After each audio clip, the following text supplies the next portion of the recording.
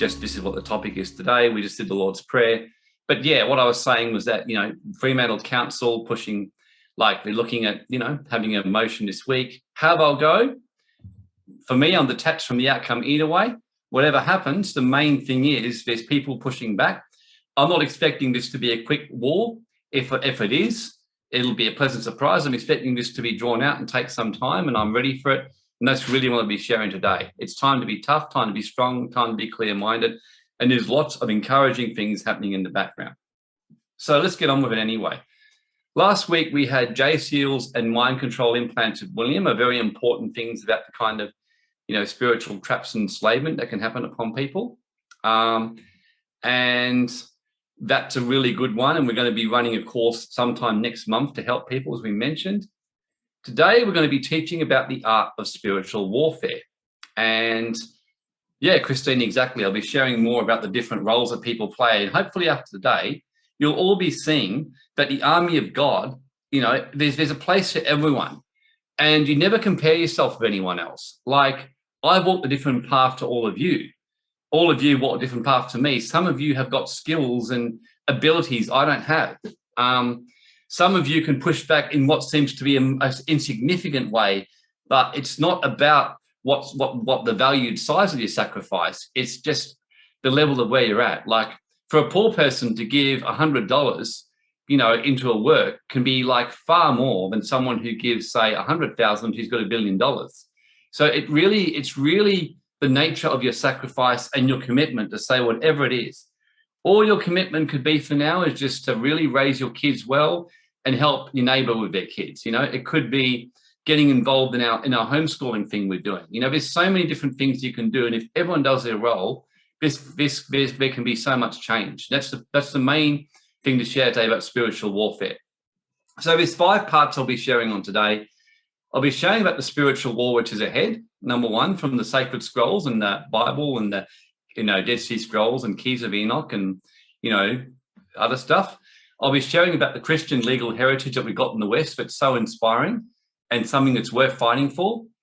I'll be sharing about the dark agenda and what it looks like, so to speak. I'll be talking then the 4th thing about the practical ways we can push back and what's the citizen's duty and looking at the options that one has. And the 5th one we'll be sharing is about the new golden age that's been prophesied and just basically what we can do to move into that time and facilitate a transition into that time. So hopefully all those 5 topics you'll find inspiring and useful. So I thought it was pertinent to start with this scripture that many of you know. So we're not wrestling against governments. And it's just good to always take a step back, breathe, and remember that. Yes, we see Mark McGowan get up and do his horrendous announcement. Yes, we see Daniel Andrews get up and say his thing. Yes, we see Joe Biden do his thing. Yes, we see Jacinta Ardern do her thing. Yes, we see different people. But just remember, behind these people are entities, are energies that are basically working to hypnotize and influence their mind, possess their energies to the point where many of them wouldn't even know anymore that they're actually operating under severe dark influences and believing that they're doing good in their very deluded kind of a way. And that's a danger of spiritual deception. And and things like that. And just always remembering that any of us can go that path if we're not careful. But so today we're not wrestling against flesh and blood. Now, does that mean that therefore it's only spiritual war? No, obviously not. Charles Finney in The Great Awakening said, you got to do the spiritual war first, but then you got to make sure you manifest it and take action in the physical.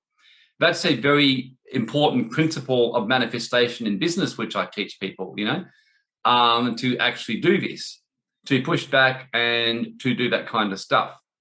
So you've got to, on the other hand, if all you're doing is running out there taking practical action, but you're not working with the spiritual work behind the scenes, you have no chance of making any major difference at all, period.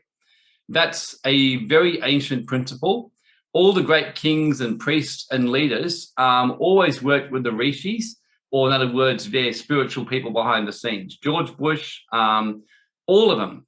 Joe Biden, they've all got their spiritual counselors and their astrologers who they work with behind the scenes to work with the energies that's going on. and then do everything possible to keep the masses ignorant, to not realize these truths. So just keep in mind, we're not wrestling against this. This is, and I'm not saying, and this is what you'll see today. There's on the one hand this importance to recognize that it's the energy and consciousness that first has to be addressed, but then in turn there has to be practical pushback action, because otherwise nothing happens. It's like you sitting there manifesting abundance and then lie in bed waiting for it to happen. It's just not going to happen. If you're doing manifestations around financial abundance and health abundance, you've then got to go out and do stuff like start a business or do something that actually starts the ball rolling. And even if the business you start doesn't actually work, you'll find the next door will naturally and automatically open. So it's the same with this here. So really this is about strategic pushback, but also working with the energies and learning to reconcile the two of them together. So in the Dead Sea Scrolls, it talks about 7 dark angel principalities that was written, and this was found in the Dead Sea, in the 1940s, talking about the army of Belial and the sons of darkness versus the sons of light, led by Archangel Michael. Now, keep in mind that when you read the scrolls of Atlantis and the books which reveal the history of it, the exact same army, the army of Belial, the sons of Belial, were the very ones that actually ultimately destroyed Atlantis. They insidiously brought their energies into that place, turned a very great, very spiritually conscious civilization into an army of self-centered, greedy, violent, coercive people. And the same thing has happened today. And if we do not deal with this very quickly, we will go to the fate of Atlantis, which was destroyed in fire and water, volcanoes, and things like that. And once upon a time, if you'd said that, you'd just be seen as an apocalyptic preacher. Now I think everyone knows exactly what I'm talking about. So the army of Belial, the sons of Belial, destroyed Atlantis and Lemuria, and they will destroy our civilization again if we don't take action and don't start to move. It's that simple.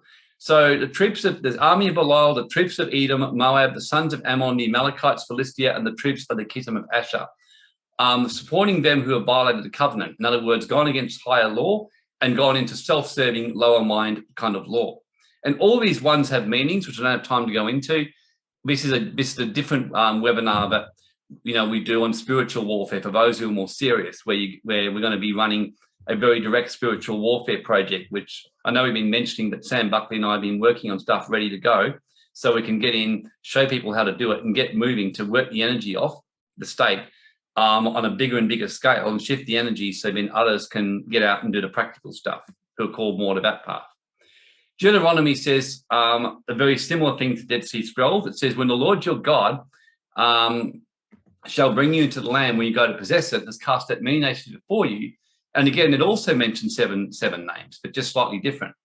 It's interesting that the Jesuits and the group that control a lot of the world affairs, there's a council of 7. So 7 particular groups. So it's in the satanic occult, they have councils of 7. So there's something about this: the Hittites, the Girgashites, the Amorites, the Canaanites, the Perizzites, the Hittites, and the Jebusites. And I studied all of them last year, did a massive study on them, and it was amazing what I discovered. And I was like, wow, we're seeing the same thing today. What's interesting is, think of the Lord your God as a higher mind or a higher intelligence. It says, when the Lord your God shall deliver them before you, you smite them and destroy them, make no covenant and show no mercy with you, nor make marriage with them. In other words, you don't make deals with the dark. You just go after it. That's why many of you know I do my trolling. I troll social media. I do that because I don't make deals with the dark. I don't be nice to people who want to shove needles into my body. I don't see the point. I don't show mercy upon people who want to violate my body, and who want to violate the body of more weaker people who are more vulnerable, who are frightened because their livelihoods are threatened. I don't show mercy on them. Such people are at war with me. And if they go along with what's going on, then as far as I'm concerned, they're no different to whatever government mandates are going on. They are just the enforcers of the mandates. So that doesn't mean you run out there and scream at them. I love what Grace said in her sharing about how she compassionately has been going into business in Albany with Christine and Jack and others, and just questioning and pushing back compassionately. Now, this is what I've been saying. Doing that in a very balanced, very calm way, and every single one doing it is going to wear them down. It's going to mentally exhaust business owners and other people. So that's why it's really good to do that, because then it forces people to keep questioning. Whereas if people just turn up and do it, Well, it's going to keep happening and getting worse. For the weapons of our warfare are not carnal or fleshly or lower mind. In other words, running around angry, afraid, screaming, crying, but in mighty through God to the pulling down of strongholds. In other words, breaking mental blocks and obstructions. So that's the weapons of our war. Our mental strength, our spiritual strength. That's our weapon. Our weapon where we do that. A weapon where we can go in and get rejected in cafe after cafe, business after business, get rejected, and you just go on and keep doing it. So in other words, the days, hang on, there's someone. So the days of basically being, wounded, rejected, abandonment wounds, all that has to end, You just got to get used to lots of rejection and be very comfortable and enjoy the experience and know that you're doing it for good. That's the thing. And this is what Matthew says. And from the days of John the Baptist until now, the kingdom of heaven suffers violence, and the violence take it by force. And I'm not talking about running out and, burning things down. This is all talking about the mental or astral or spiritual realm. In other words, a mentally strong, tough mindset. That's kind of why I run my life the way I do. I read this kind of stuff and I think, well, I'll live my life by that. I don't have time to negotiate or discuss with people, who are going to come in and try and do that kind of stuff. Like on our Facebook Awake Business Group, we are constantly having to be tough with people who are trying to get on and do all kinds of stuff and post everything and every which kind of stuff. So the violent means mentally strong, clear values, things like that, and going with mental strength. And that's what it's going to require. The Book of Enoch, which is an ancient scroll, a brilliant, brilliant scroll that was highly revered in most of the early churches, but was kind of pushed out by the Catholic churches and others. And you'll see why if you ever read this book. It's a powerful book. And what he says, he gives this prophecy. And this book went missing for thousands of years. But the words actually say, this is basically written for those living in the day of tribulation when the wicked and godless are to be removed. In other words, which I personally believe we're in now. The days when we're living in a whole new world order and dark time in humanity, which is actually ultimately a shift into a new golden or different kind of age. So in other words, this is like a culling or great divide that's happening. And some people say it's so sad, all the division. I don't think it's sad. I think it's about time. I think we need division. I want to know who's on side with liberty, freedom, and the rule of law and who's not. I want to know that. And clearly, I think most of us really deep down, if we were truthful and got rid of our new age programming and our weak kind of hypnotism, love and light programming, would feel the same. You want to know who's here to do good by you and who's not. And it says that, and then it says here, but he understood it was not for this generation, but a remote one, which is to come. Could that be us? We'll soon find out by the way we behave. And it says, concerning the elect, he made this parable and he spoke out from them and what he actually said. The Holy Great One will come forth from his dwelling. The eternal God will tread upon the earth and appear from his camp and appear in the strength of his might from the heaven of heavens. All shall be smitten with fear. The watchers shall quake, and great fear and trembling shall seize them to the end of the earth. So when it says the Holy Great One, the eternal God, imagine that in the form of the higher mind. So rather than kind of what many of the churches are waiting for some giant God to appear on the earth, imagine if the Holy Great One is the rising of the collective Christ or collective people across the earth, but no longer with this, hello, we're spiritual people. We just want to heal people. Who come up and say, you will stop this shit or you will pay the consequences for it. But they don't say it with anger, with anything. They say it with a calmness, with a certainty and a fire, a blazing fire in their eyes that makes people go, oh, shit. And you've all met those people who have this look in their eyes, they're at peace, but you've got this oh shit about them. So just kind of contemplate that. And the high mountain shall be shaken, the high hill shall be made low, and everything, and there shall be judgment upon all men. And all that is upon the earth shall perish. Again, think of the earth as those who are living in that earthly material, who are holding on and who are not willing to ascend or to change or to shift their consciousness. All but stay in the old system will perish. In other words, they will, whatever form that means. But with the righteous, he will make peace and protect the elect. The mercy shall be upon them, and they shall belong to God. They shall be prospered and be blessed, and light shall appear to them. So, and behold, and this is quoted in the Bible, he comes with 10,000 of his Holy One to execute judgment upon all and destroy all the ungodly and to convict all flesh of the works of their ungodliness. And many of the teachings of Enoch and the other scriptures and the Dead Sea Scrolls talk about this spiritual awakening. It'll be so powerful, but you'll see this upon the earth, and eventually you'll actually even see things in the heavens. Beings actually coming in is what J.J. Hertak teaches as well, after first seeing it happen on the earth. So in Enoch chapter 5, what he basically says is that have a look at nature and how everything goes orderly, everything follows a process. This is what it's saying here. Everything follows a system. Like the sun comes up in the day and it goes down at night. The trees lose their leaves in autumn. They regain them in spring. The seas and the rivers do their stuff, and the stars come out at night, and everything does what it's meant to do.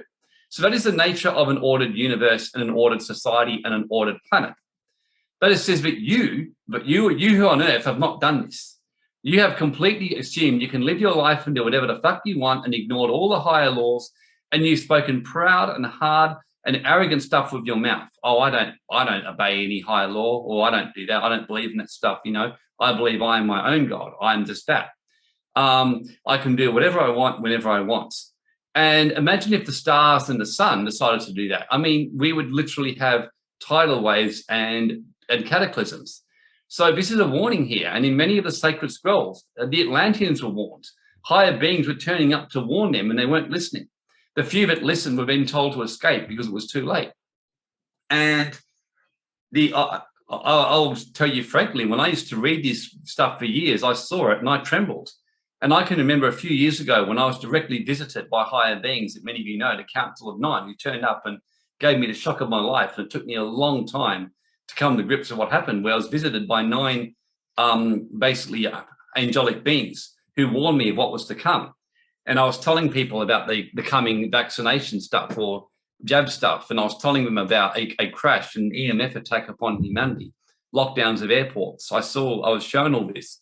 And I was told, unless your species or your people basically turn back to the right way and get themselves back on track, this is going to turn out very bad for you. Your people will lose all their money, and you will eventually come to destruction. You will lose your money and lose everything. And I was in shock. I cried. I didn't know what to do about it. And then eventually, as time went on, I got up and did what I'm called to do. But I'll be very transparent with you. I was terrified, and Grace knows about that, and Christine and some others. I begged them to not have to get up and speak about this. I was like, I don't want to speak this kind of stuff. I mean, who would listen to me? But eventually, I started to do what I was called to do. And yeah, it's been interesting to see what's played out. So the point I'm sharing here is that higher laws have been around with us, and whenever societies have honored higher laws, and honored first and foremost Almighty God. And keep in mind, I'm not saying one particular religion. I mean, India had some amazing reformations by following Krishna and the teachings of Krishna, like King Arjuna. So it's just, as soon as you've got a higher law that really honors an Almighty God or Creator, which comes in different forms depending on the culture and reveals to different ways. And in the West, the form it came to us was very much in the form of Almighty God, the Holy Bible, the Christian heritage. That's how it came to us. Now, no doubt there's other ones too, and I love the Hindu teachings. I read the Buddhas and I use all that kind of stuff. But the Christian basic heritage is a good place to start because all of our laws are based on it. So if our law is based on it, it's probably a reasonable place to start. So basically, it was talking about a whole big golden age in chapter 5. And there would be an ending of a lot of the divine wrath and karma, and basically a form of what's called fifth dimensional ascension. That's what this is basically talking about. The Book of Moses as well, which is the Mormon teachings of Joseph Smith, who I find some of his stuff's quite remarkable, very, very prophetic and powerful. And he warned about before the last times that there would be a veiling of the world basically with darkness. And that's what we're seeing right now. And it's such a good chance, though, for us to not be part of this and to shift and make a difference in society. And the Bhagavad Gita, which was Krishna's discourse to King Arjuna to guide him in the Great Holy War in India, one of the things that Krishna said, he said, you do your duty, your civic duty, but he said you do it with a sense of detachment. In other words, you may win, you may lose. He said, for all you know, you may lose and you may die on the battlefield, but he said, you'll enter the celestial gates with honor, with your head held high. He said, if you win the battle, you can enjoy the pleasures of a wonderful, free, earthly kingdom. He says, if you lose the battle, but if you run away from the battle because you're too scared, he says, others will look at you in coward, as a coward. You'll hang your head in shame when you're in public. Your generals will look at you as a weakling. So he said, so get your sword, get up there and do the right thing and do your civic duty. And he said, because he said, sometimes the greatest spiritual duty you can do is to get out there and fight for your people. And if you're king, that is your job. He said, if you're a yogi, sure, if you're a yogi, your job is to sit there and to work on the consciousness. But if you claim to be a king, a business owner, or whatever else, you have a duty to stand up your civic duty and do what's right. So that's in the book of Maccabees in the Apocrypha, which is another book not in the Bible. There are 15 books that are not in the Holy Bible, but are in the Apocrypha. And you can see why with this one too. This one and the book of Judith are books that basically teach about the importance of pushing back against an evil government. In Maccabees, when they had an evil government come in and was doing horrendous things to their people, the issue that the Maccabees had, Judas Maccabees and his father and his brothers, was that all the people around them were like being spiritual love and light. They were saying, we just got to trust God and we're not going to fight and God will deliver us. And he said, no, he said, by all means, we pray and do our duty, but then let's get our swords and go and kill these motherfuckers. And so at first they had a lot of trouble in the battle because literally people were letting the enemy come in and kill them and violate their bodies. And they were doing it because they believed in this form of martyrdom. The Maccabees, by contrast, refused to do it. And they actually led some great, great victories till in the end, the government actually made peace with them. This all happened between 400 BC and the time of Christ, which is what's called the missing years in the Bible. So I'm curious, I'm sure, is there anyone here who's heard of the Maccabees, or is this new to most of you? These were spiritual people that saved a lot of the Israelites, the Hebrews, from great totalitarian dictatorships. Yeah. See, remember, they want to keep people disempowered. That's the whole aim. They want people disempowered. Because it's like the ant and the grasshopper movie, if you've seen that. The last thing they want is empowered people. Because as soon as the people realize the power that's given to them in the name of the Almighty God and the higher common law, as soon as they realize that, the last thing that they want is that people know their power. They will be gone in 2 seconds, absolute seconds. And they'll be running in terror, denying they ever did half the stuff and they were pushed. So this is why I've decided to teach this kind of stuff and say it's time to teach this kind of stuff and do more of this, to teach the sort of stuff, the hidden books. There's lots of this stuff that's been hidden. So, so now let's go to our Christian legal heritage. And the fact is we have an incredible history in the West. We really do. We're not like many countries that don't really have much heritage, but are kind of being, very like anti-God cultures like many in the world for some time. The West has an extraordinary heritage, and according to many of the teachings that I've read, there's a strong belief that the missing lost tribes of Israel, that were the original Hebrew higher language awakened indigos that went missing about 2,500 years ago, actually end up settling throughout the West. And all my studies and learnings in the underground movement off the grid movement, where I've shown, secret books, have proven this is like to the case to me pretty much categorically.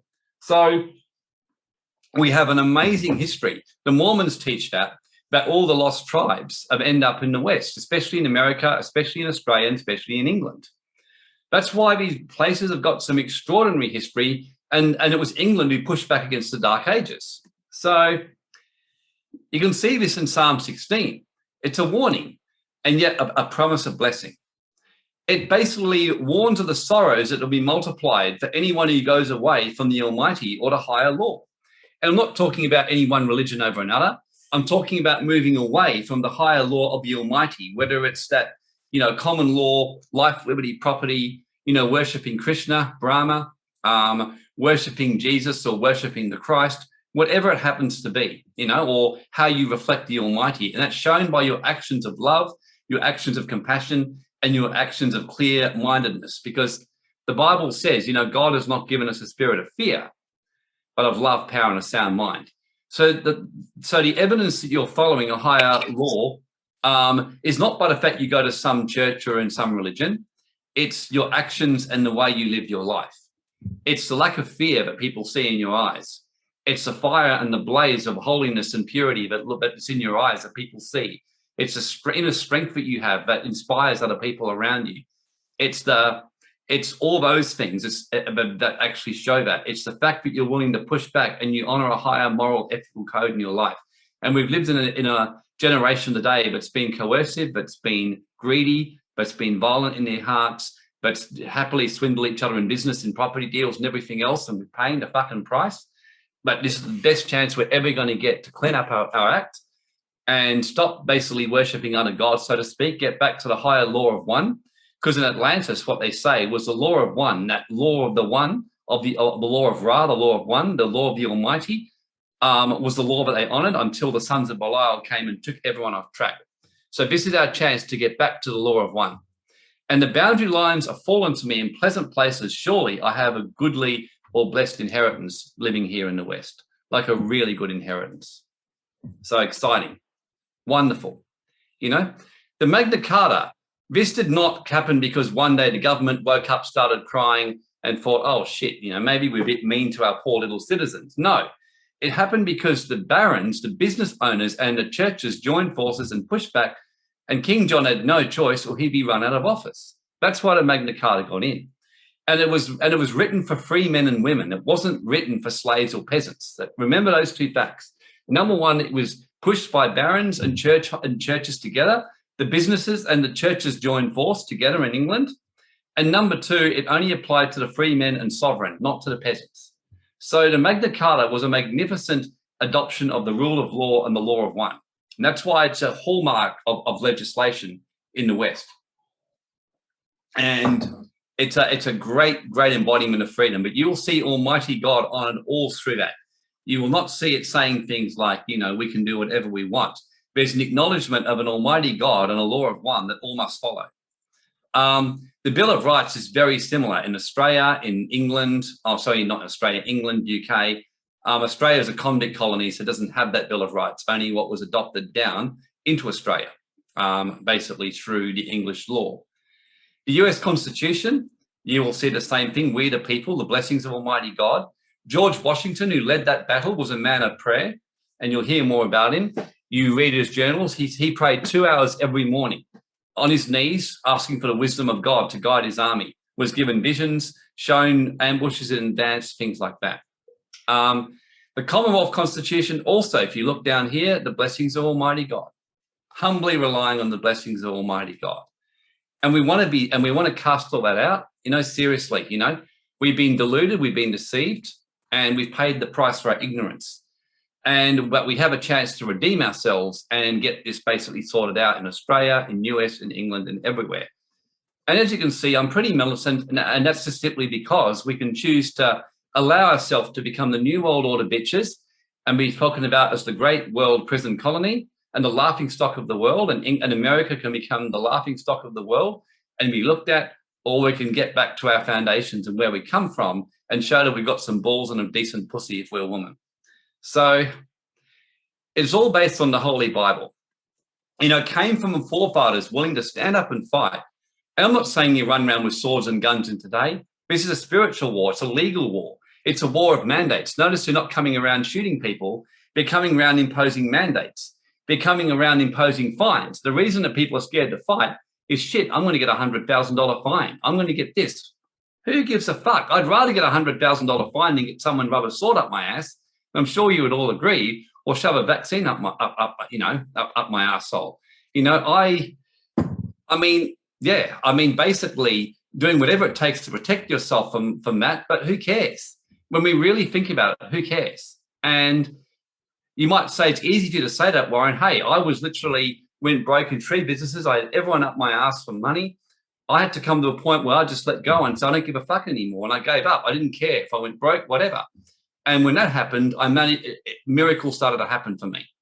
So it's about being willing to stand up and fight and saying, whatever, you know, if you're going to run around basically doing that shit, you know, I'm not bowing to you.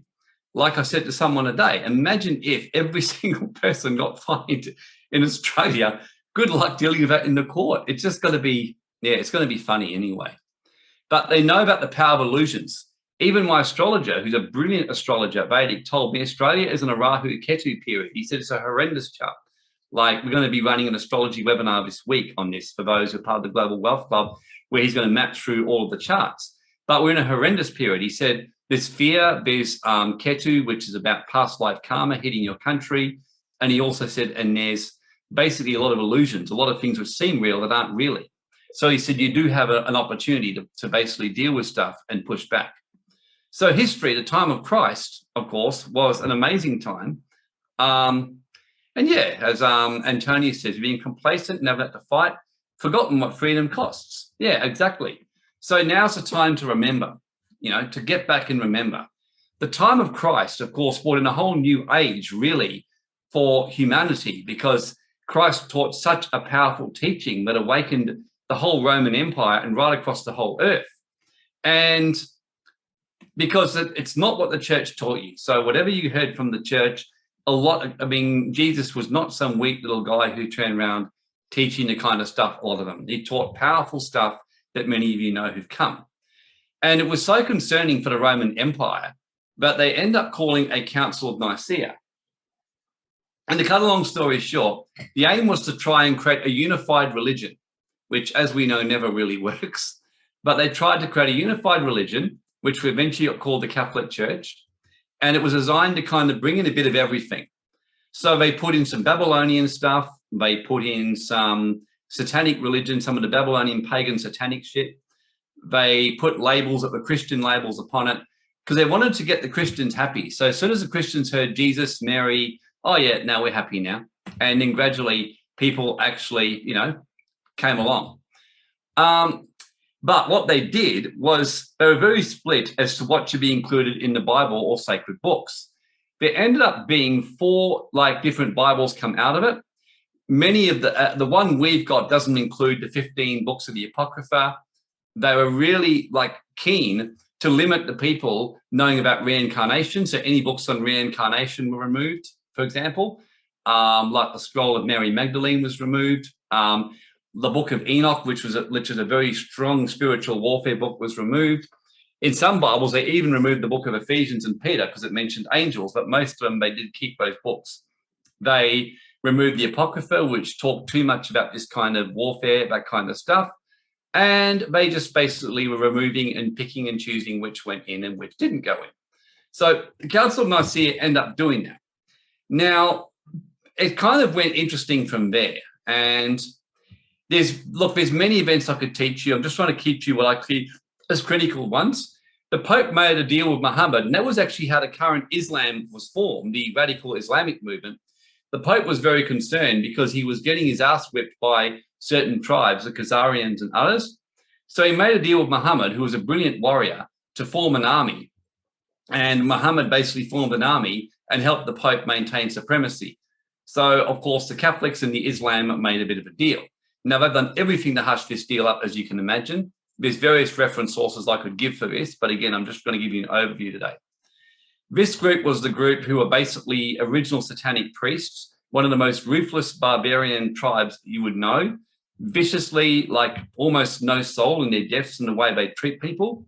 They finally got captured and they were forced to basically refine their act and become religious, but never lost who they really were. If you're wondering where these guys are today, and I have got webinars I teach on that, I won't go too much into it, they end up changing all their names, and now there's certain people you may have heard of called Mr. Jacob Rothschild, Rockefeller, Oppenheimer, Morgan. So many of them just sanitized their names and got into the banking and finance world. And throughout history, ever since these times, there's been a constant push with countries to keep these people out.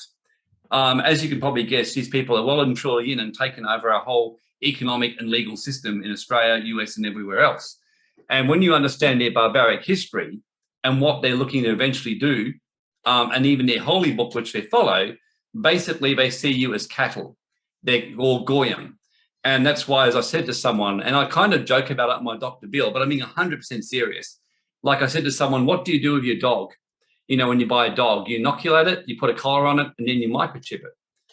And they're like, shit. So I'm like, yes. I said, what do you think that the Khazarians want to do to you? They want to inoculate you, put a collar on you, microchip you.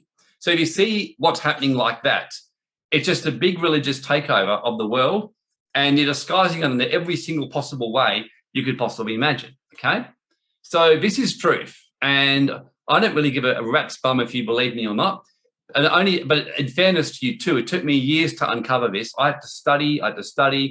I was fortunate enough to have such horrendous help. I couldn't work for quite a few years, so I ended up in an underground movement and meeting secret agents who showed me stuff and deleted history books and shit like that.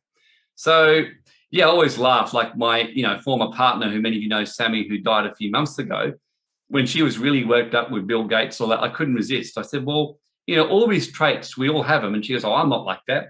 I said, didn't you microchip your dog, put a collar on him and inoculate it? And she goes, oh, shit, I did. And I just cracked up. So I said, you're no better than any of them.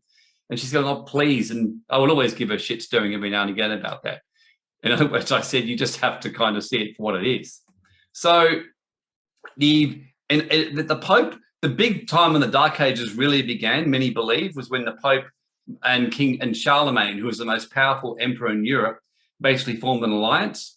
And he submitted himself under the Pope as the Holy Lord to lead him in his spiritual council. And that began the Dark Ages. So Charlemagne's aim was to get pretty much every nation under the church to basically worship the Pope and basically put him in the place of Jesus and make him the guy in the middle who everyone would worship. The Pope's crown actually means, in place of the Son of Man. In other words, the Messiah. So basically, anyone who didn't go along with the church was declared a heretic, which meant they were outcast from society, exactly like what's happening today. Exactly. So the anti-vaxxers of that day were basically the people who didn't go along with the church's agenda, and you paid a severe price. You couldn't go into businesses because, if you actually joined a business, if you served a heretic in your court, you would be declared a heretic. So businesses didn't dare do it. So really, we haven't learned much as a species. We're still just as bad as we always were. And it's really time to clean up our act and get this sorted out once and for all. That's how I kind of see this. But so the Dark Ages, of course, many of you have heard about, became a reign of horror. There were burnings at the stake, exclusions from society that were happening to anyone who didn't dare. Like herbal medicine had to go underground. If you dared do indigo spiritual light work, you had to go underground. Witch hunts became common, and things like that. And Joan of Arc, the great warrior, she was burnt at the stake at age 17 for basically being called a witch and a heretic. The Protestant Reformation was the thing that changed all that, along with many other things. The Protestant Reformation involved a man called Martin Luther challenging the authority of the church and claiming that at the time, it was taught that the church had the only path of salvation to God. And Luther said, well, hang on a sec. He said, the Bible doesn't actually say that. Now, it's very important to understand one thing about this at the time. It was actually illegal for you or for anyone who's considered not the establishment or an elite to own a Bible. It was actually a criminal offense.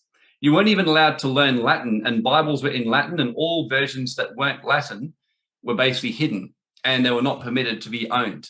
Book burnings happened all the time. It was an illegal offense. Many, many people who tried to translate the Bible into their own language were caught and they were killed for doing it.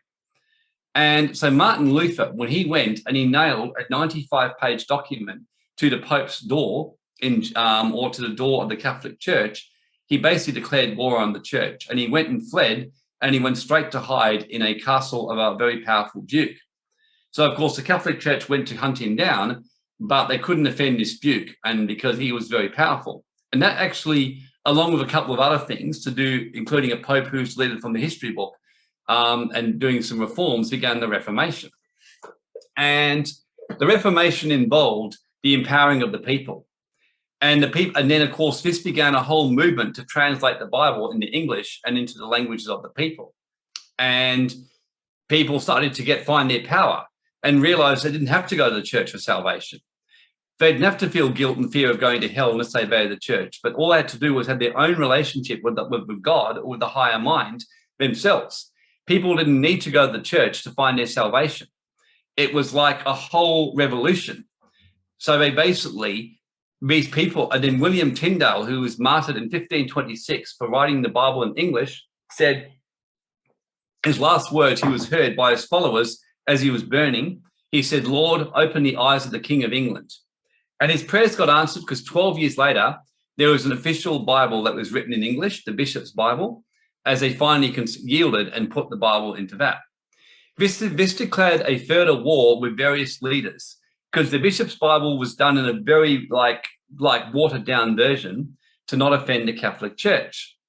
And Bloody Mary, of course, who came into power, was determined to basically force the people into submission and do martyrdom. What happened in the meantime, while this Bishop's Bible came out and all these Bibles came out that were basically sanitized by the state, a guy called John Calvin got together with some people and they translated the Bible into English, and they translated it exactly. And not only that, he wrote marginal notes, which basically interpreted things. Now, this absolutely upset the authorities like you wouldn't believe. And I'll tell you why. Imagine a Bible that was unsanitized, uncensored, which openly says in the marginal notes that although it's the duty of the citizens to honor the earthly government as part of their duty to God, when the earthly governments turn away from the higher law, it is a citizen's duty to rebel against the king and refuse to follow such laws, even to the spilling of their own blood. That was written in the Geneva Bible. And of course, Calvin's book went everywhere. Underground printing presses started up. People started releasing books everywhere, a huge black market. Bibles became basically the cannabis underground plant medicine of the 1540s and 1550s. And the authorities did everything. They finally found out that Calvin was behind it. And when they went to get him, he fled on a ship in secret and went to Geneva. And that's why it became that. And he started releasing the Bibles from Geneva. And this just went everywhere. And of course, Bloody Mary, who was not at all impressed with this, she then ordered anyone who had these copies to be executed. And then from 1552 to 1558, there was martyrdoms en masse that were happening. People were getting their heads chopped off, you name it. And people continued the revolution and awakening. A big turning point in England's history was the reigning of Queen Elizabeth I. Although I wouldn't say that, oh no, she was some amazing Christian woman. Think of her as a female Donald Trump. But Trump's probably not a good example because Elizabeth was very wily and cunning. She seemed to be playing ball with the Catholics, but behind the scenes, she worked against them. She regularly would find out, she had her spies go in to find out who were Catholic, and then she'd get them put in the Tower of London or kill them. She had like a hit squad that would go out and kill basically anyone who was aligned with the Catholic movement, and it was trying to basically force England back under the Roman Church. And she was a strong lover of the Holy Bible and the teachings of Christ. So again, you're dealing with someone who basically, this is the history which many haven't really been taught. The big turning point was in the Armada, where basically the Roman Church and the Spanish king had enough of that naughty England, and they sent out the Armada to basically kill and bring this England to light. Now, that was the one time Elizabeth got very afraid because the Armada was known as a fleet that had never lost a fight. So think of it like you just heard the whole New World Order. They're sending their people from Brussels to your house to sort you out and sort out WA or sort out Australia. You'd be shitting yourself. So what Elizabeth did was she called what was called a sacred assembly, which the Bible talks about, where everyone by law had to fast and pray for 3 days for England's salvation and the blessings of Almighty God to withstand their enemy. So keep in mind, she did not sit there and say, oh, we're just peace-loving people. Why are they doing this to us? She just said, we're going to have to fight back. But she goes, right now, we're going to lose. I can't see how we can beat this group. So she called a 3 days of fasting and prayer of the whole country. And the whole country did that.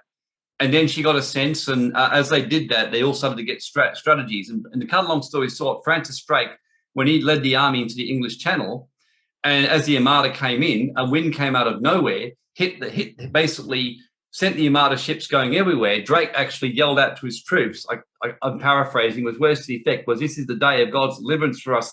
Let's go out and basically blow these motherfuckers up. And they did. And they drove the Armada out. And it's quite an amazing story when you read some of the history. And basically England was basically spared and the Catholics lived out in disgrace and that kind of stuff. And England basically then started to bring in all kinds of rights and freedoms for its people. So Psalm 48 says, great is the Lord and greatly to be praised, and I personally believe you can see the Amata in this one here. For it talks about them, about the kings of the earth, seeing the power of God, fear taking hold of them there, and pain, and you break the ships of Tarshish of an east wind. Now, Tarshish means Spain, and Spain was the one who came basically with, Spain was the one who basically came in with the Pope's army. It was King Philip's army. So we can see all this here.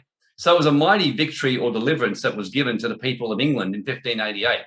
And England was literally spared as a result of it.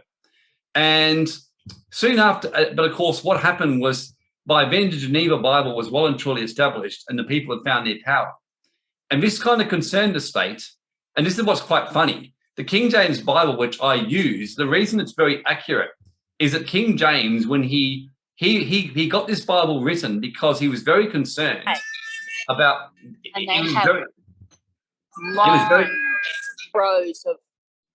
he was very concerned about the fact that the Geneva Bible had the marginal note saying don't obey the king when he breaks God's laws.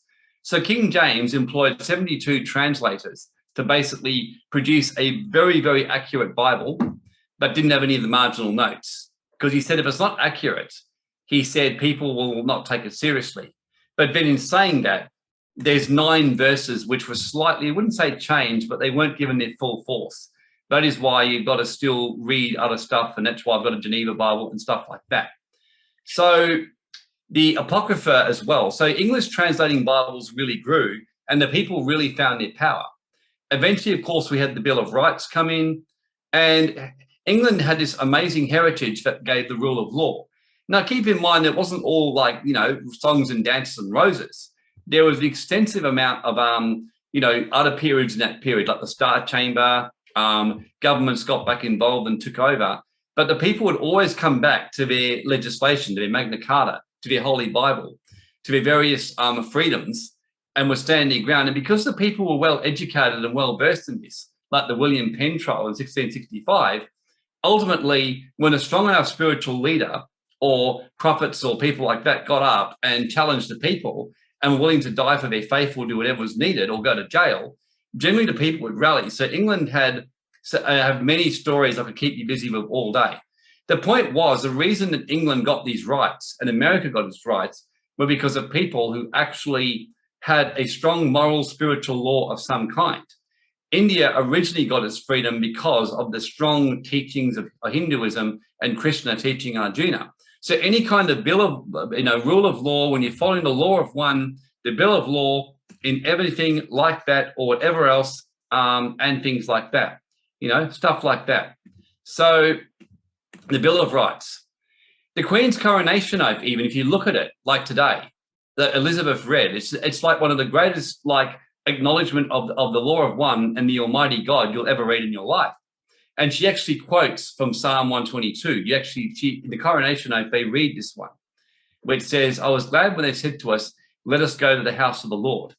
In other words, it's a remembering that building the house of God or building a temple where people can come together and a good religiously, spiritually centered law of one society is healthy. Pray for the peace of Jerusalem. They shall prosper but love you. So in other words, a prayer for peace and the prosperity of the realm of England. So that's basically all the stuff in the history introduction. Now, before I start with the dark agenda, who's been blown away? Who's learned stuff that they didn't really know previously?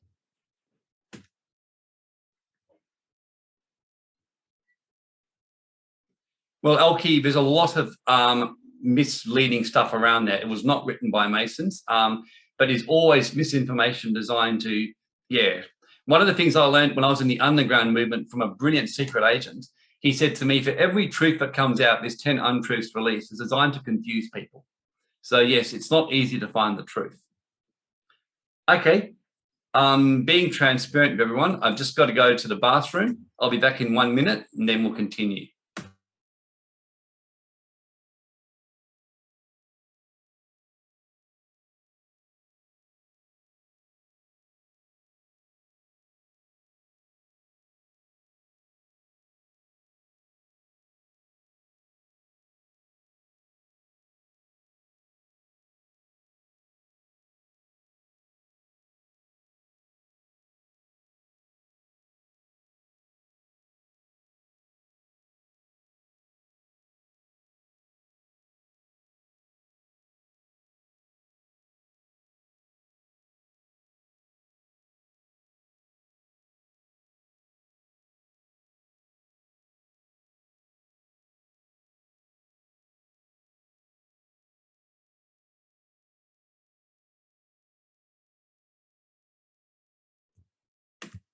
So it's always great to be empowered. It's really good when you know the truth. The truth will set you free, was what Jesus said. And that's why I spent my whole life studying and doing everything I possibly could to learn the truth. So the dark agenda. Now, on the one hand, it's amazing. You know, you've always had these light agendas and beautiful things like that. And you've always had this sort of like stuff we're saying. But then there's also been a dark agenda. So whenever you've got that, you've got sun, you've got night. When we're in this realm of duality, we've got that happening. And like in 2 Peter, for example, it says, there were also, after talking about the great inheritance and the glory and the blessings of Almighty God, Peter warns the people who he wrote this message to when he said there were also false prophets among the people, and there'll be false teachers among you who shall basically secretly bring in damnable heresies and bring upon themselves strict destruction. So talking about the sons of Belial and their influence, the same ones that took down Atlantis, the spirits that work among politicians, work among many of the business people and the corporate people who are doing this kind of stuff. And it says, through covetousness, they will make merchandise of you.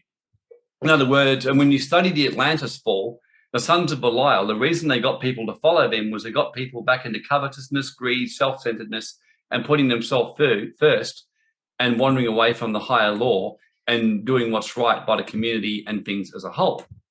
And so the dark agenda. So I've already mentioned about the Council of Nicaea, and it's very interesting how the whole purpose of the Council of Nicaea was to limit the dissemination of information to the people. So it really resulted in all kinds of different Bibles and different stuff and some kind of unified religion.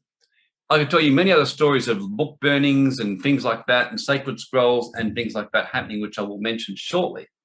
So the Dark Ages I've mentioned, in the book of Daniel and the book of Matthew, it talked about a time when, which is what some call the age of the Kali Yuga or the age of Pisces, where basically would be a kind of time where the light would be overcome by the darkness. And that's what we've really been in now since the time of Christ, where by and large, apart from brief moments of respite. But the golden age or age of Aquarius is where you actually see a whole change and shift in the momentum of what's happening. So basically, you can see this again in the book of Daniel here in chapter 7, verse 24. And it says that they will think to change times and laws, if you notice that at the top. So in other words, will speak great words against the Most High and against the saints. In other words, they will declare war on the population, and they will mentally and spiritually fuck with their heads, declare war on them and try and change laws. And I think we've seen plenty of that, you know, declaring fake state of emergencies and basically anyone going against the narrative being censored and being knocked out. And all this was prophesied. And all this was also told that it would, in fact, end. It's important to recognize, for example, that the Great Reformation that happened by 1550, the Catholic Church realized they were in a lot of trouble and they were losing. And hence came in Ignatius Loyola. Various counter-Reformation groups started to spring to sow discord and division. Radical Islam I've already mentioned. I'm not talking about, there's a pure Islam that really acknowledges the law of one. There's also a radical Islam, just like there was a radical Catholic Christianity, as they call it, which basically was anything but Christianity, that was just pagan satanic religion dressed in another form.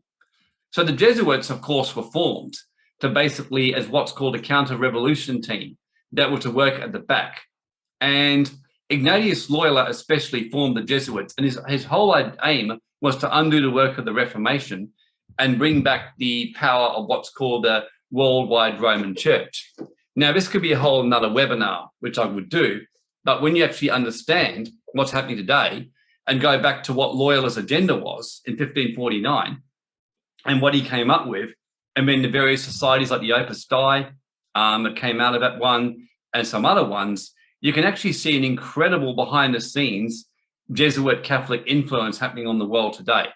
There's many different groups. There's the Khazarians I mentioned who worked very closely with the Jesuits, like the spiritual priests who would kind of work with them in business and things like that. So Loyola was the one which you can do your own research on him, but he was the one who implemented the Jesuits. And in my study and all my stuff to work out who's mainly behind control of the world, the one thing I've definitely worked out is that the Jesuits are probably one of the top, if not the top, ultimately calling the shots. That's what I seem to have come to grips with. And keep in mind that you don't assume all Jesuits are evil. What these movements do, that's so clever, is that the majority of them on the front are just people who are in it, and they think that they're just doing a good community service. Then behind the scenes, there's those who know what's really going on. And that's how many of these societies actually work. They have what's really going on. Like if you go and look at the Talmud online, for example, which is the holy book of the Khazarians, who are basically the ones behind a lot of this, it seems to just be like another Bible or Old Testament. But the real one, which is very hard to get hold of, basically glorifies pedophilia. It glorifies, it clearly says that anyone who's a goyim, or basically cattle, people who are not them should be branded as cattle. And basically, it's a wholly good thing to kill them off. I don't know if anyone here has heard of the Noahide laws, for example, but the Noahide laws come from the Khazarians and Jesuits. Their 7 laws are basically supposedly of holiness. And the Noahide laws, there's various things to do with killing, inquisitions, things like that.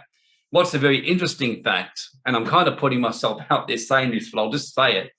I don't have any evidence of this, but I've been given on very, very good contacts, because when you read the Noahide laws, it talks about a culling of the population, also using guillotines. And there's rumors that there's actually in certain parts of America and others, they've got guillotines hidden away in North Carolina and things like that. So yeah, the Noahide laws, have a look at it yourself. I don't have evidence of that, but that's why I'm talking about pushing back today. If you actually look into this more, you'll find that this could get a lot worse than it even is now. And as I told someone 3 years ago, if I told you that they're going to shut down the country for the flu virus, you would have pissed yourself laughing and say you're an absolute conspiracy idiot, and I'm sure most of you would have pissed themselves laughing at me. And it's happened, And I remember I was actually mocked at 18 months, about a year ago, by a lot of my friends who are very spiritually awake when I told them about 80 to 90% would take the jab. And they said, "Oh, I'm not in Australia. You watch, they'll push back." And I kept arguing because of the nature of where our consciousness was at. And now they're all saying to me, "Shit, how did you know?" And I said, because Australians don't like to mentally push back. When it comes to their way of life and preferring to go to their nightclubs and go traveling. And even the other day, Mark McGowan, I couldn't help laughing. And William and I had this bit of a giggle because we're convinced that the governments read my Dr. Bill posts and then copy them. He actually said almost word for word what I said a year ago, where I basically said, he said, "Look, all you got to do is get vaccinated." And he said, "And then you can go to the pub, you can go and travel, you can see your family, you can go to the footy, you can go to concerts, you can do all that stuff." And that was pretty much what I said. So just understand we are in a war on consciousness. And what these counter-reformation groups do is aim to get people back into that lower way of thinking, okay? And that's why the sacred scrolls to empower humanity, there's been a war on these since goodness knows when. Like book burnings have been going on forever, to try and stop the masses. I've already mentioned about the Council of Nicaea, and things like that, So the Council of Nicaea. So a war to water down the Bible and any holy books to disempower the people. The whole Bhagavad Gita, which is a Hindu Bible, basically one of the main Bibles of the Hindu, is about the fact that there was an attempt to try and basically stop, like Arjuna was trying to empower his people and give them their freedom and religious spiritual growth, whereas the other side were trying to stop that. So it's a war to water down the Bible and holy books to disempower the people, okay? So this has been going on for centuries upon centuries upon centuries. And I mean, there's so many stories of book burnings throughout history. Like one of the saddest ones, which I always, when I read about it, I get very upset, is the Alexandrian Mystery School Library, which is considered to have some of the greatest teachings of the ancients in the world. And basically, they came in and burnt the whole thing down, the Romans. They just destroyed all the books in there. In saying that, of course, a select fragment were taken off to the Vatican. And, of course, the Dark Ages, there were book burnings everywhere. Anyone who dared have a Bible or even tried to put it in their English was in all kinds of trouble because only priests were allowed to have it. In fact, I've got pretty good evidence from everything I found out that the Catholic Church in the Vatican is a 12-mile underground library that has every single one of these sacred scrolls and repressed information that's been hidden, like pretty much like for a long time. Supposedly every single trial of the Inquisition and everyone that was killed as a witch, there's a record of that there. So all kinds of, like, on the secrets of teleportation, on levitation, on all that kind of stuff, it's all contained in there, in this basically Vatican underground library. So yeah, it's amazing. You just got to look into it. John DiMartini talks a bit about this as well. A whistleblower, Alberto Bololdo, sorry, not him, what was his name?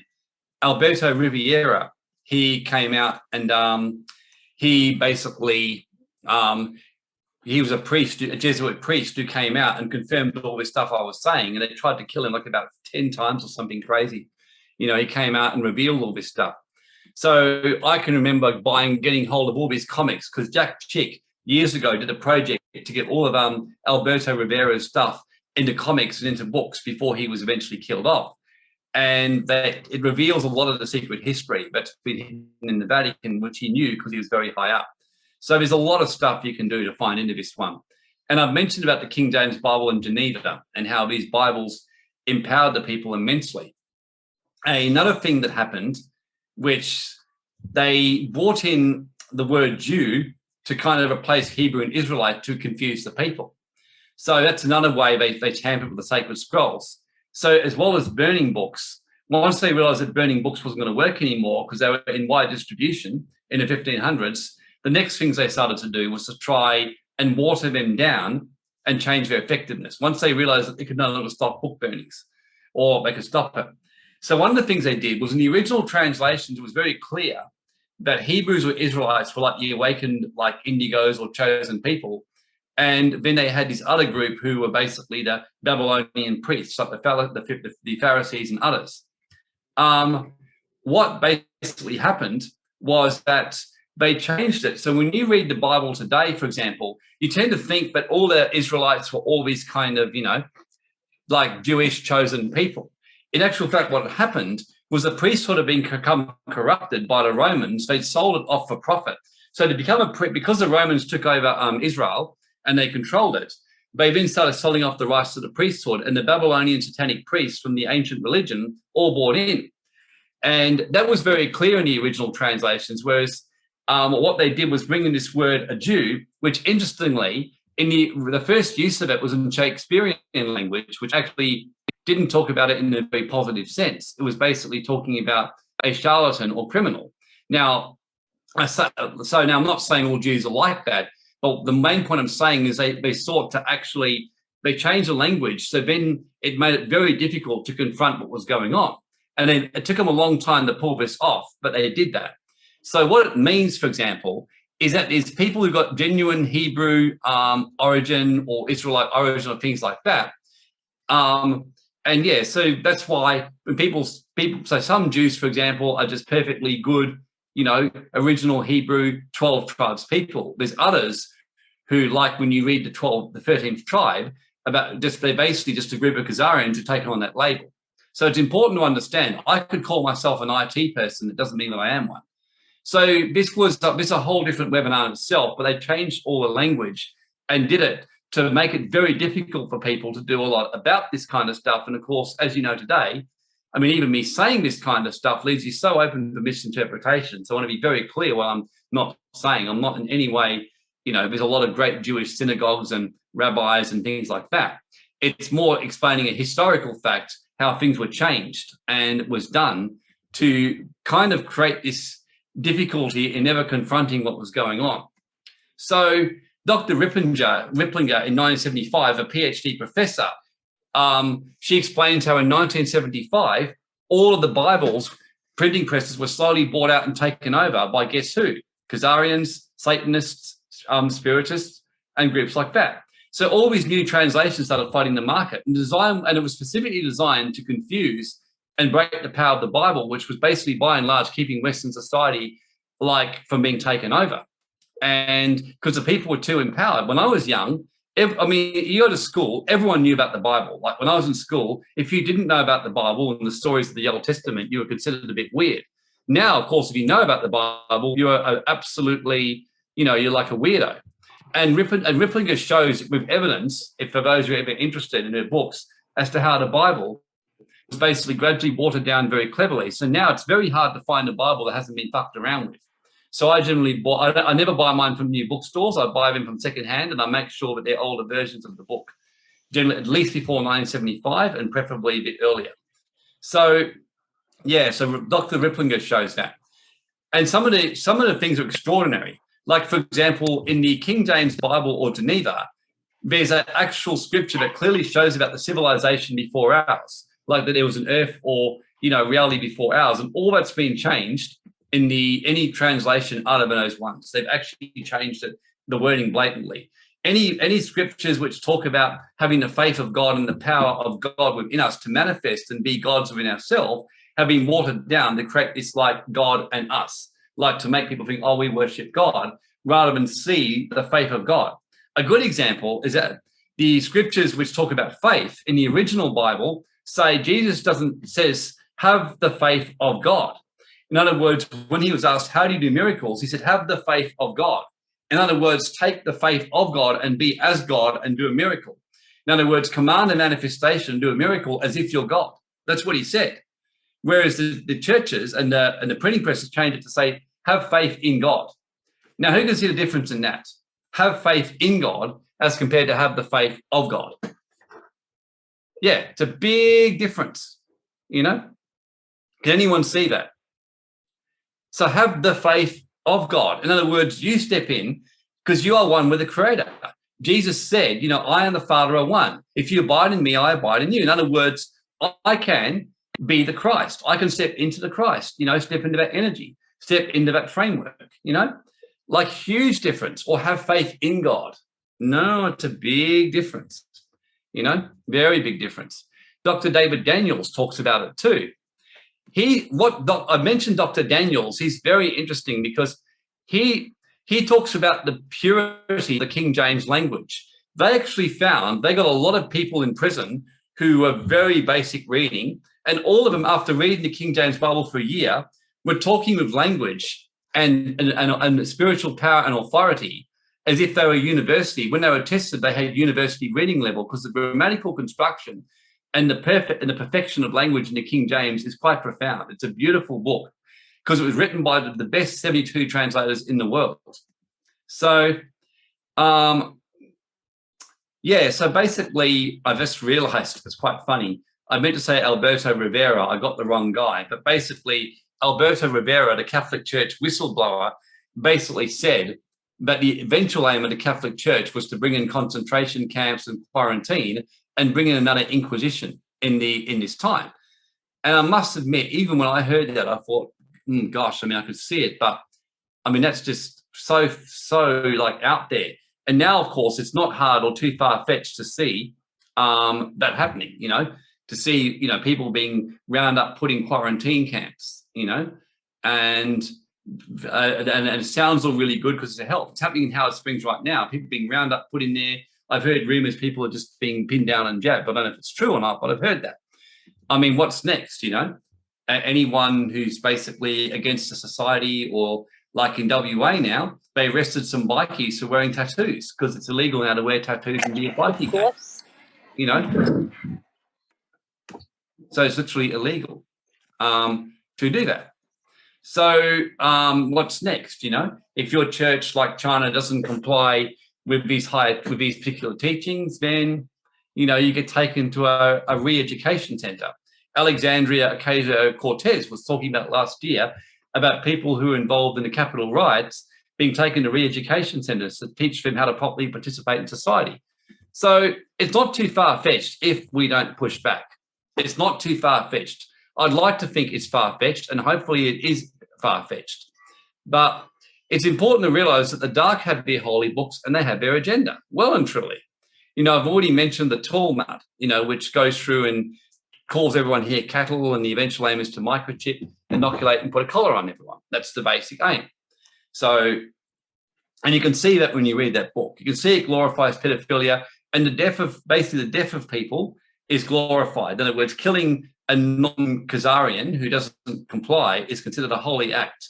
That's what their book basically says.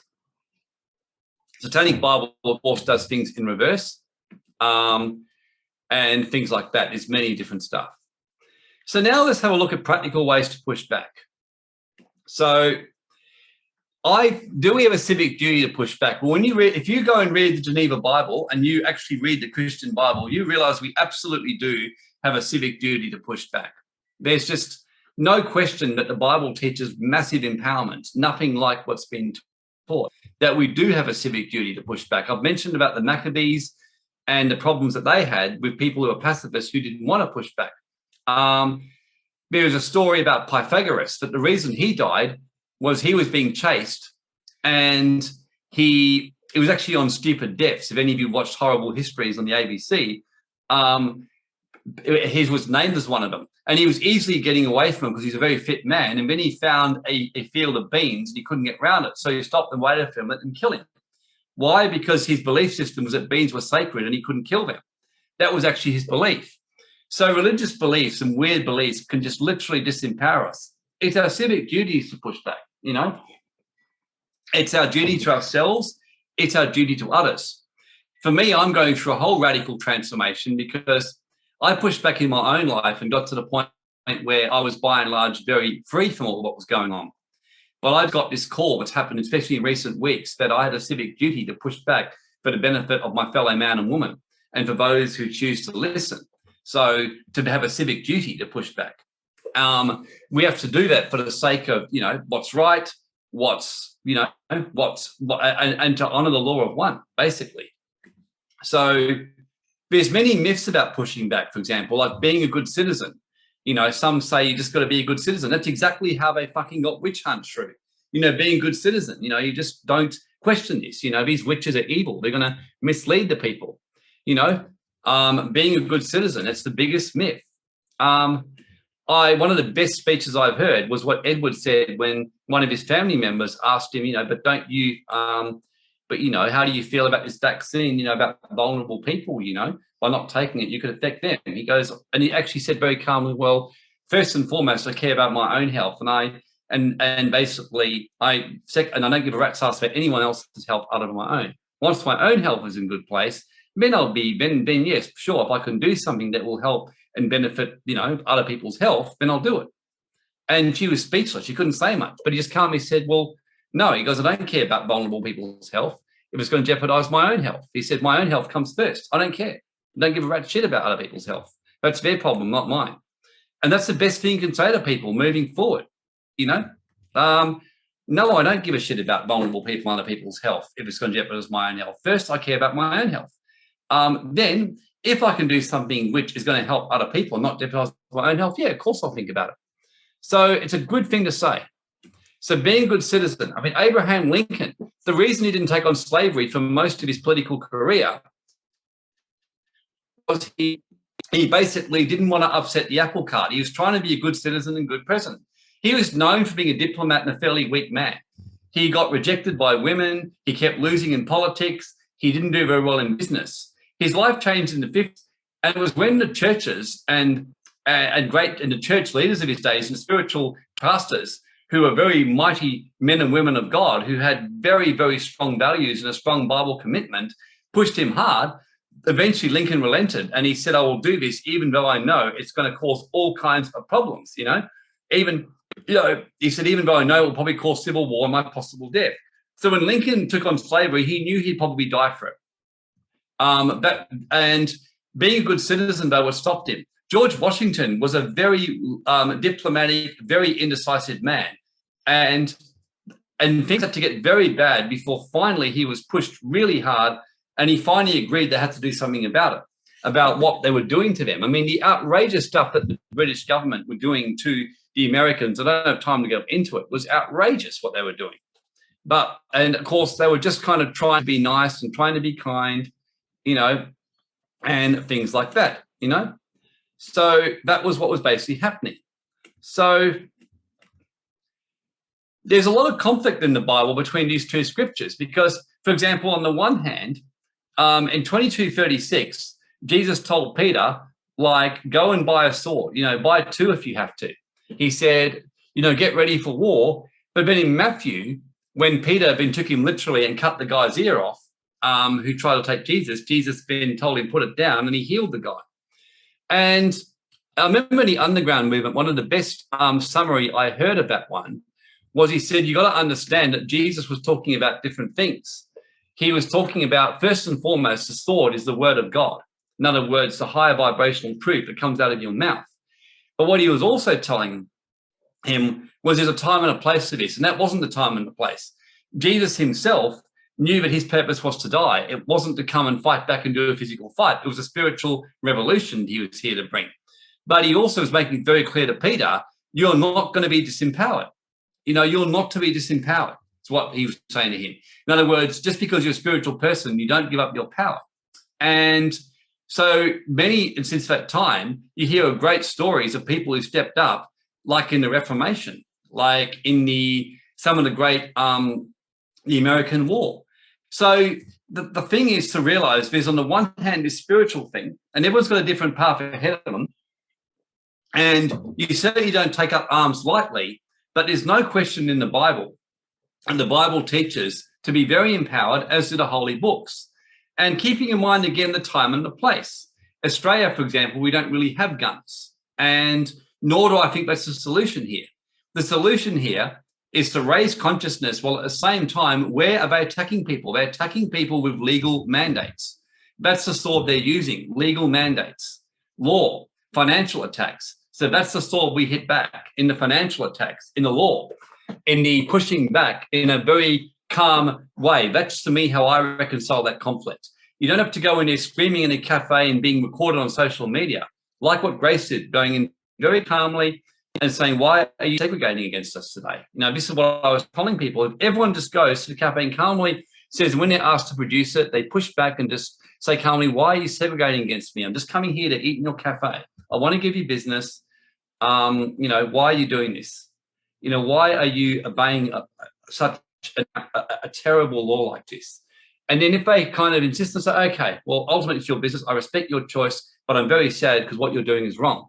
Now, if everyone kept doing that over and over and over and over again, it's going to wear people down. It'll get sick and tired of doing it. So this is kind of what I see in here. So in terms of how we push back against all this, there's 5 different ways I've come up with. So, number one is do nothing and pray. Now, that hasn't gone all that well for people who've done that. Generally, they've ended up getting killed, boiled in oil, being wonderful stories of martyrdom, but not really quite what I would like to experience. I don't know about any of you, but, if that was obviously my path, so be it. But I like the Braveheart. He went out and he fought, and he was a martyr in the end, and that's life. He was willing to do that because it was the right thing to do. But to sit there and do nothing and pray and hope it all works out, history just looks you back and calls you an idiot. Like hearing about Pythagoras hitting that field of beans. I mean, you just think, what a great philosopher, what an absolute fuckwit, seriously. I mean, why would you do that? And then you hear about the Hebrews, who they refused to fight on the Sabbath day because they believed in it. And when the army came to get them in the times of the Maccabees were so frustrated. So the Roman army just turned up and just basically killed them on the Sabbath day because they knew they wouldn't fight back. Whereas Maccabees says no. And Jesus, when he, of course, said that man is Lord of the Sabbath. So in other words, he said laws are meant to help, not make people turn stupid. So doing nothing and praying is not, in my view, the way to handle what's going on, and doing energy work in the background. That's very important, as you'll see shortly, but I'm just saying it's all you do. I mean, that's an option in some parts of the world. Does it really solve anything long term? My observation is that it may be necessary if someone's coming in and someone's got a gun and they're about to rape and kill. Well, yeah, I mean, maybe that can happen. But by and large, in Australia, especially in a lot of the Western world, that's not going to be an option because they disempowered the population. But that is an option to push back, Outright civil disobedience is another one, Outright civil disobedience is another way of going. And again, I'm not saying all these ones have been merit. I want to be very clear. I mean, praying is important, but just praying on its own is not going to ultimately manifest anything. That is an option, but it's really not desirable because once one person does it, everyone's doing it, that kind of thing. But yes, that's another option that people can do in some parts of the world. Outright civil disobedience. When that happens that was how the civil rights movement for coloured people happened in the end. because people pushed back so much en masse that eventually they had no choice but to change the law. If we had a large enough people who just refused to follow this, like in Moscow, just about everyone refused to go to frequent businesses that were enforcing the mandates, so they end up changing them in parts of it. So that's another option. Another one is wise strategic non-compliance. Now, that's a good way, but it doesn't really solve the problem of things getting worse. I mean, that's one thing I realized. I've been very good at this number 4 myself, but it doesn't really solve the problem in the long run. It just basically means it doesn't affect you, but it doesn't solve the problem for your society as a whole. So that's the other thing. I mean, yes, and all these strategies, as you see, have their merits, but on their own, you know, they have their weaknesses. So why strategic non-compliance, you know, going through the back way, going underground, that's another way. I mean, I've heard of all kinds of stuff, like, you know, people, you know, getting fake jabs, creating fake passports, just going into cafes that don't enforce it and stuff like that, you know. But so all has its part. Another way is just all of the above. So in other words, imagine an approach where we had, like, Reinhard Bonnke, for example, when he would go in to do a crusade or a prayer, and what George Washington did when he was running the revolution, he was praying to raise the consciousness. He and his generals would pray daily.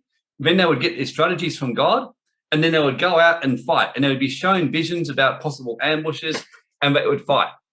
So, for example, imagine if we had people praying to raise consciousness. They were also learning the power of engaging in spiritual warfare to deal with these dark entities and dark angels. And some of you, like, here would know exactly what I'm talking about, that you can actually done that. We've seen numerous mandates overturned when we've done our energy work, you know, like numerous ones. And meanwhile, engage in spiritual warfare, and meanwhile, comply for a time and give the enemy a chance to repent. You know, this was something, for example, what I did. I think a lot of people misunderstood me, because when I was seeing this was going on, I wanted to give businesses and the premiers and the governments time. But if this fails, like it's done now, we push back in a variety of ways. So imagine this: you've got prayer and energy work for spiritual warfare and to raise the consciousness and neutralize and balance the energies. Then you have outright frontline civil disobedience, combined with wise strategic non-compliance. And keep in mind that everyone has your own karmic path, and it's very important to be true and not judge other people doing their path. I've been learning this myself. You know, I had a fairly critical view of the rallies, for example, where I still think a lot of people going to rallies are just doing it as an event of anger. But in saying that, I think a very peaceful, highly attended rally with people going back and calmly pushing back is powerful, because it shows in the physical, people are saying no. You know, as long as they're not going and yelling and screaming, because all that does is make the energy go out of balance again. So outright frontline civil disobedience, like I'm already meeting with people everywhere who are just straight out going up now, running their restaurants, refusing to jab their staff, and, you know, just getting on with life, you know. There's people in WA doing that. There's 200 gym runners who joined forces to push back, I've mentioned. I've heard rumours that 3,000 builders and constructions have already joined a union. Our perfect weight group, I'm spending half my time in our business group. We're literally having about 500 new member requests a day, and it's growing. We're getting, you know, new posts to approve constantly. In fact, we're going to announce today we're banning all vaccine posts, assuming we don't want to get shut down, you know, and things like that. So, yeah, it's very brave of the restaurant owners and others, Christine. And I was thinking about it today, and I thought, because I was asked, what would you do if you ran a cafe? And I'm like, look, I mean, there's no way in my conscience I'd be daring to say to my staff, you have to do this, because then I'm basically just doing what the government's doing. I mean, we all know in Nazi Germany that people said that basically consenting to what was going on and giving up the Jews because they didn't want to get in trouble, they were just as bad as the ones who were doing it. And you got blood on your hands. I mean, it's called the accomplice. The law recognizes an accomplice to a crime. So if you're enforcing mandates in your business because you're saying, you know, I've just got to go along with it for now, you're actually doing the same thing that they're doing. So there's a need to decide which side of the fence you stand on, and know that, and you got to accept the fact that there could be a consequence for doing the right thing. You know, there could be a consequence. You know, you could get a huge fine. You know, you could get that kind of stuff. as I can tell you from my own stuff, there's plenty of defensive strategies. And this is where the wise strategic non-compliance comes in, where for some of you, like me, by and large, I'm complying on the surface, and I'm doing my compliance. And I'm because of the nature of my role in teaching people, I do what I can to comply where I don't violate higher laws. But in the background, I'm working to empower as many people as I can. Each of us have a different karmic path. Some of you have been involved in segregation in your past lives, and you getting out in the front and standing up for what's right is part of your karmic cleansing. I had to go through that process. I went through years of freedom fighting in courts and standing up for people as a lawyer, and that was part of my karmic path. Now I've been called, as I've done my karmic duty for many years and paid a big price for it as well, by the way, a huge price for doing it, but it was a price I happily paid, and it's the main thing I want to emphasize to you is doing what's right and bringing this change and pushing back. You've got to be okay with paying a price. And this is why many Australians just said, I'll never get jabbed. When it comes to pay a price, they're running in down the station to get inoculated. And you've just got to do what's right because it's your dharmic duty before God, the Almighty God, whether it's Brahma, as you understand, Krishna, things like that. Wise, strategic, non-compliant, and having your prayer warrior friends to help you raise the energy and protect you. We do a lot of that. I mean, I've got Grace working in the background constantly for me. I know that she's amazing. We've got others. We've got Christine Evans. We've got Jack. We've got various people I know working now. We're increasing our prayer and intercession work to really raise the consciousness, to deal with the negativity, to help the people who get on the front line. Like, we're going to be doing some work for the Fremantle Council thing to help the people who are going to go on the front line and push back there, which is good. And then at the same time, for some of you, it's just wise strategic non-compliance.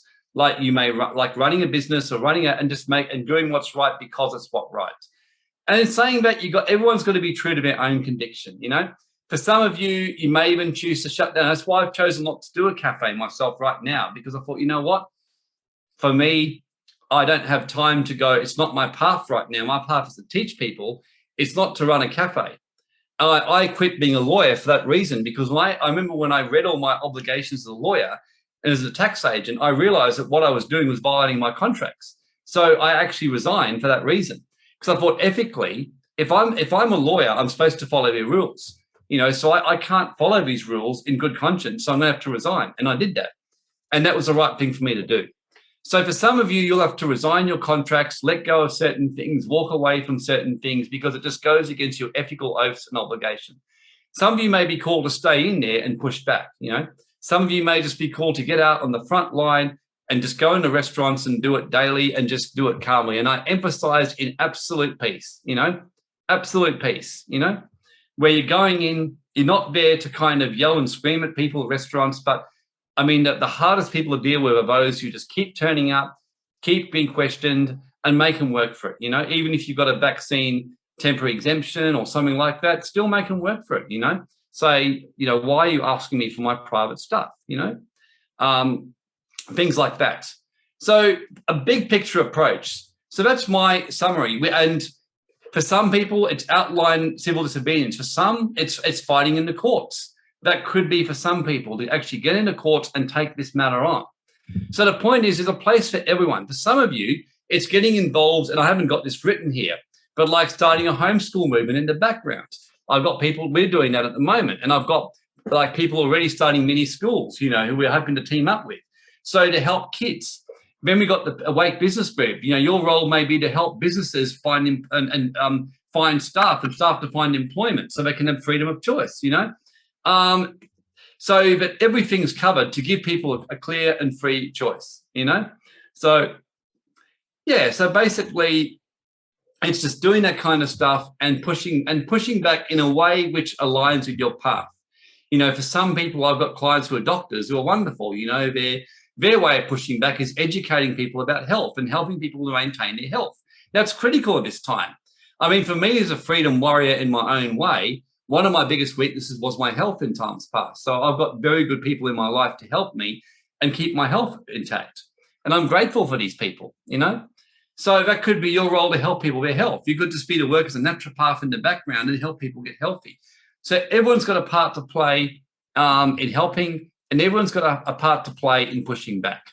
So one of my favorite Bible stories to kind of, as we're coming to an end, is about a man called Barak, he, in the Bible, we'll teach more properly in this one time. His wife was actually leading their whole country, and she was a classic divine feminine, but the men have become very weak and disempowered, and I'm sure it sounds like today. I'm noticing that about 95% of the people pushing back are women and about 5% of the men. It's the women who are giving their husbands strength to not go out and cave in and do it for their work. And it was the same civilization here. Deborah knew, though, the importance of the divine masculine. So she told her husband, you've got to lead this army. And he goes, I can't do this. And if you know the story of what was happening there, he was going against one of the most powerful, warlords of their day. And she told him, God's with you. You're doing what's right. Go and do this.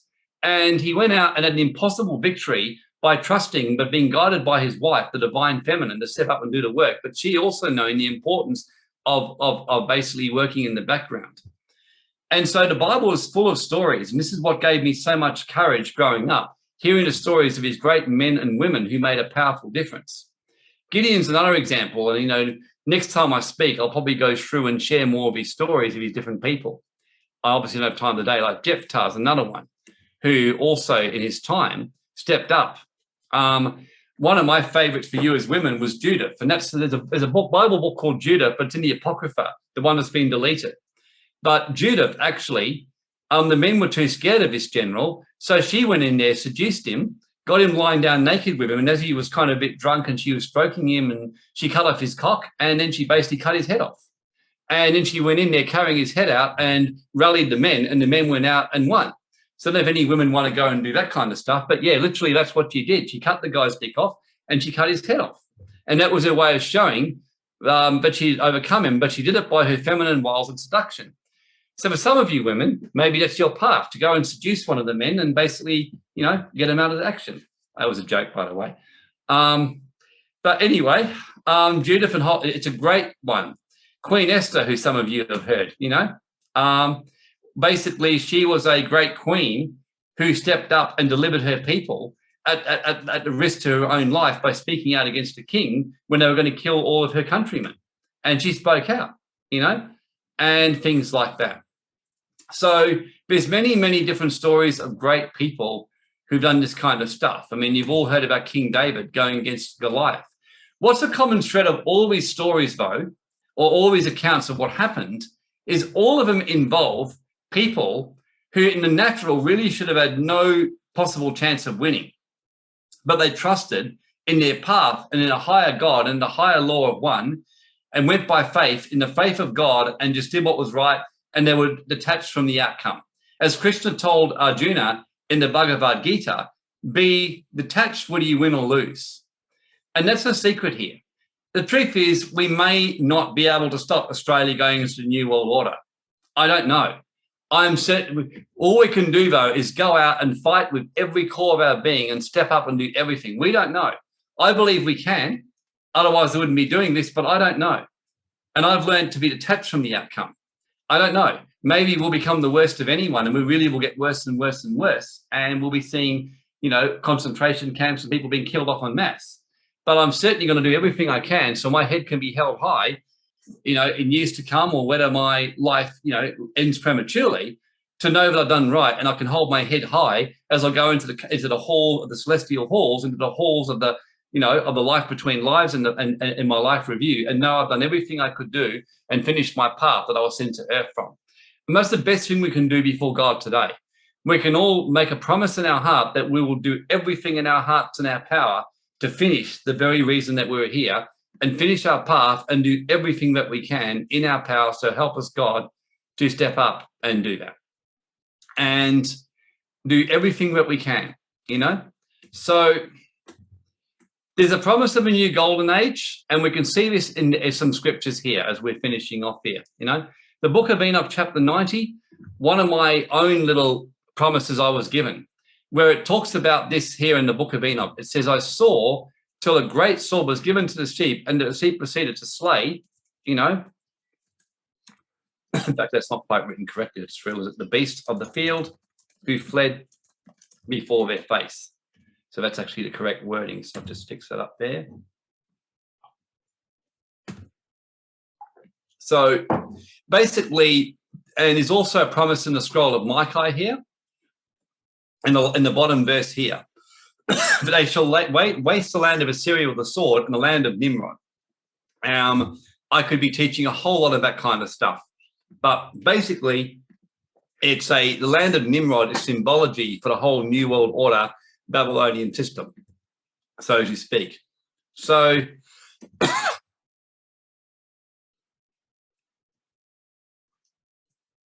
one of the great scriptural promises here as well, Isaiah 59. It says here, they will fear the name of the Lord from the west. This was a promise I was given years ago.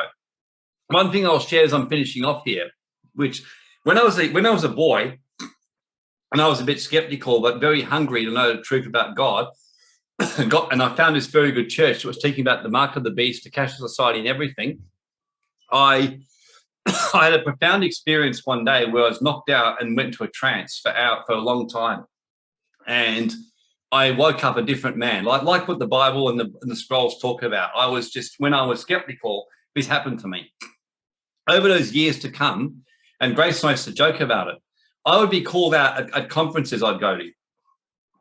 I went to many church conferences and spiritual teachings, and literally prophets and great worldwide psychics and prophets would call me out there among almost many people and start to prophesy over me. They're always saying the same thing, but one of the most common threads that came through was about not only what I'd be teaching people, but a very common one that came through. I remember one particular guy when I was 21 said to me, there's going to be a time when your country is in terrible trouble. It's going to be in a really bad trouble from a foreign enemy. And it says, and you're going to step up in the power of God. And he said, you're going to rally the people and bring a great victory and a big shift. Now, I got told this a number of times, and I must admit, it resonated with me, but I had no idea if and how that could happen, and started to think as time went on that was just one of these things that was said. Now I just wonder if maybe this is that time. And I remember I was shown the scripture where it says, they will fear the name of the Lord from the west and his glory from the rising of the sun. It says, when the enemy shall come in like a flood, the Spirit of the Lord shall lift up a standard against them.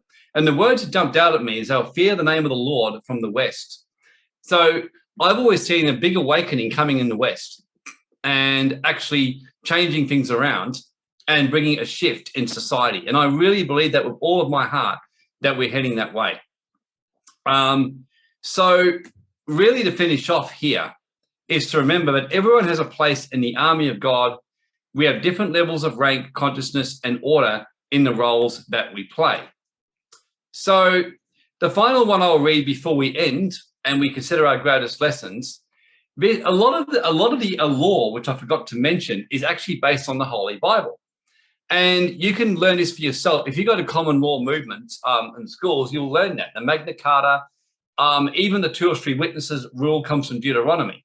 When you actually read this particular scripture here, it gives you a lot of clues to how you handle the dark and in terms of how you deal with things when you actually want to win a victory, or so to speak, and you're going to push back. So the main thing here was in the scripture here, we're talking about a wicked tyrant called Queen Jezebel, who is known for her brutality, her totalitarian rule, the terror, the killing of people, the torturing, bringing in unlawful mandates, working with the sons of Belial. You can actually read about it all the way through. Now, everyone who tried to take her out always came off second best. Jehu finally came to get her. And the first thing that Jezebel says to him was, Zimri have peace, he slew his master. Now, what she was trying to do was put a very clever, feminine, disempowering guilt trip on him. Because what had happened was this guy Zimri, hundreds of years early, had killed his master and then got attacked and had to and then committed suicide. So she was implying to him, I'm your queen, I'm your government. Jehu, I'm your governor, I'm your queen. Can you think about what you're doing here? Why would you come against me?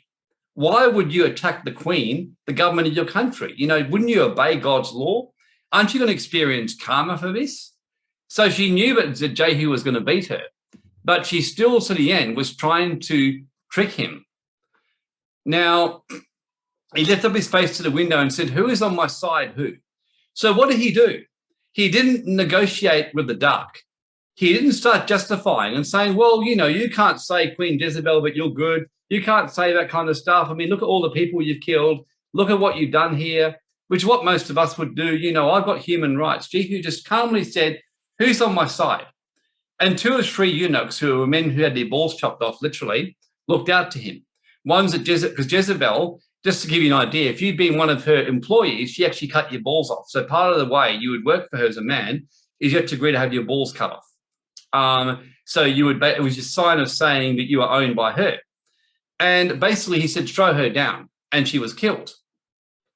So the point here, the lesson of that particular one here, was that when you're dealing with a totalitarian government, and remember what I said at the beginning, our battle is not flesh and blood. This is not saying to go out there, grab guns and go crazy in any way, shape or form. What I'm actually saying is to very simply step up, go out there, and basically in the mental realm, in the spiritual realm, you're not here to argue or debate with people who are trying to push you into this kind of stuff.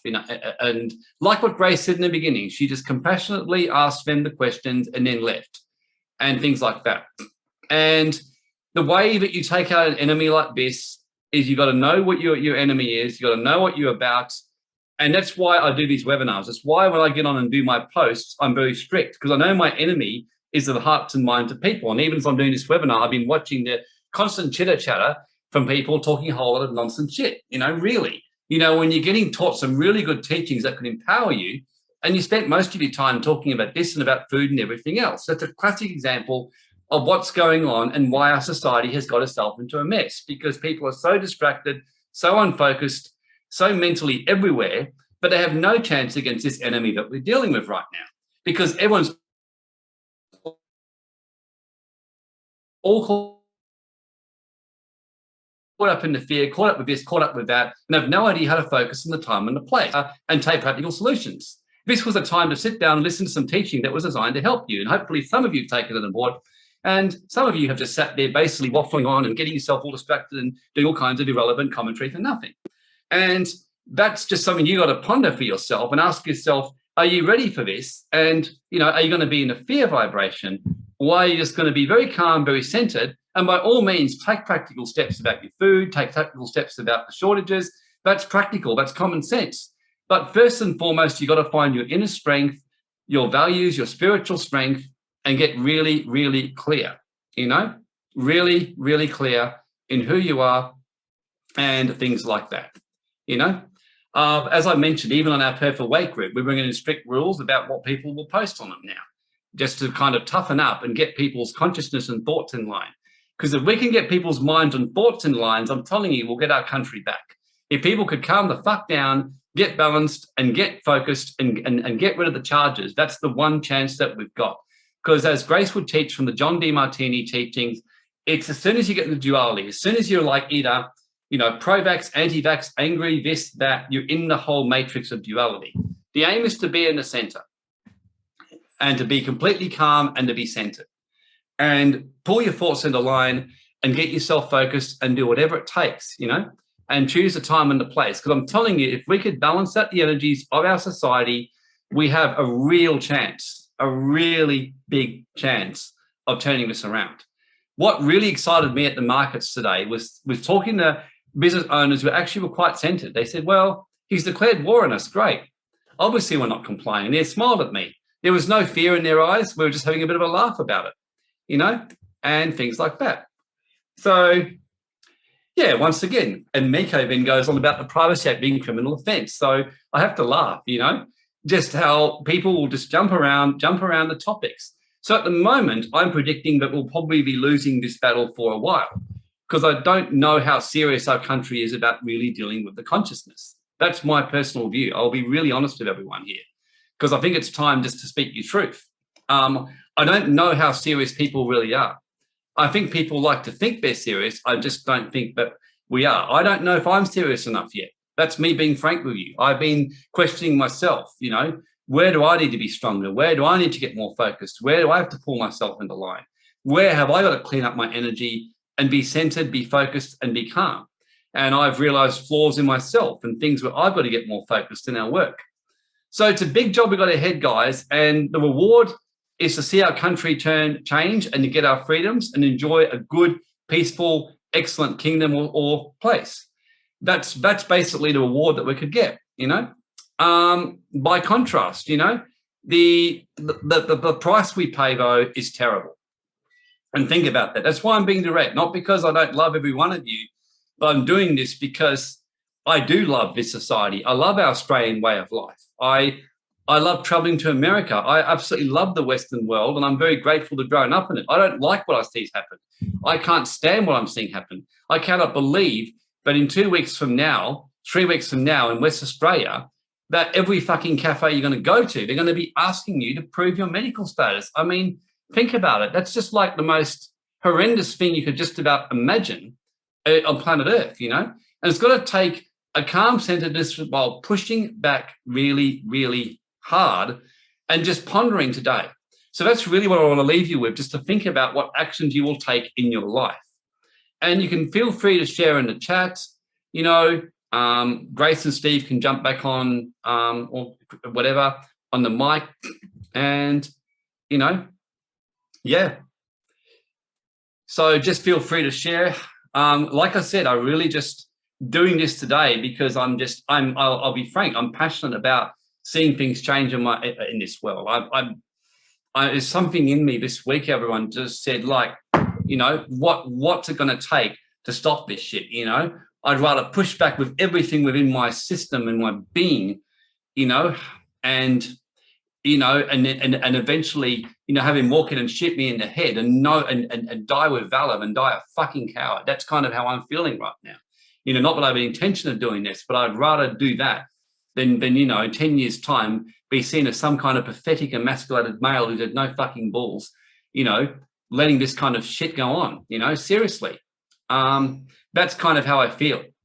So I think it's just, getting your power back, really getting it back. So Joan and Greg say to stand strong and sovereign, doing what we can to educate others to see what is really happening. Yep, love it. Miko says pushback of lawsuits. Yeah, look, by all means, Miko, some people need to do that. I think that's good. I think that there should be a lot of lawsuits happening. I hope there's lots of lawsuits happening. I really do. Hope lots of people do it. Don't just say they're going to do it, but do it. Anyone else got lessons or things they've learned? I know the gym owners in WA are doing a lawsuit, like heaps of them.